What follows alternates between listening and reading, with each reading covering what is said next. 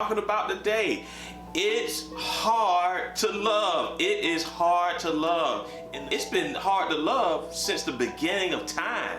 Just think about it. Let's talk about Adam and Eve. God takes Adam, places him in paradise. He's in paradise, but God decides and says, look, it's not good for man to be alone. And so he pulls out Adam's rib and he forms woman. And she comes along, and as they are going down their journey in life together in paradise, the devil comes and whispers in her ear, and all of a sudden she makes a choice. She makes a decision that changes the complete dynamic of their life. And here it is, Adam now, after his wife has done this thing, he still gotta love her. Come on now, somebody. Y'all don't believe that was hard?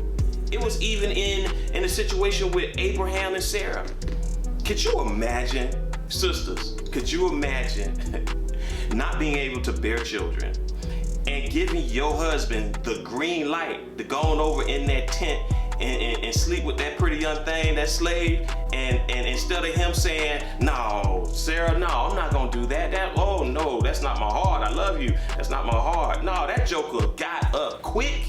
He ran in that tent and he made it do what it do. Could you imagine to have to love Abraham after he went in and consummated that situation and a child was born, but you still had to love your husband through it? It's hard to love. It didn't just start. It didn't just start. Just think about Joseph and his brothers. It's hard to love family members, man. Sometimes they try you.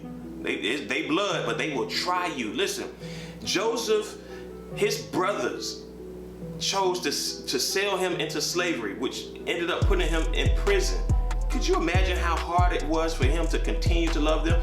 That when he got elevated and placed back into a place of prominence, he could love through all of those things that he went through, that they did to him. Man, that's hard. It has been hard to love since the very foundations of the world.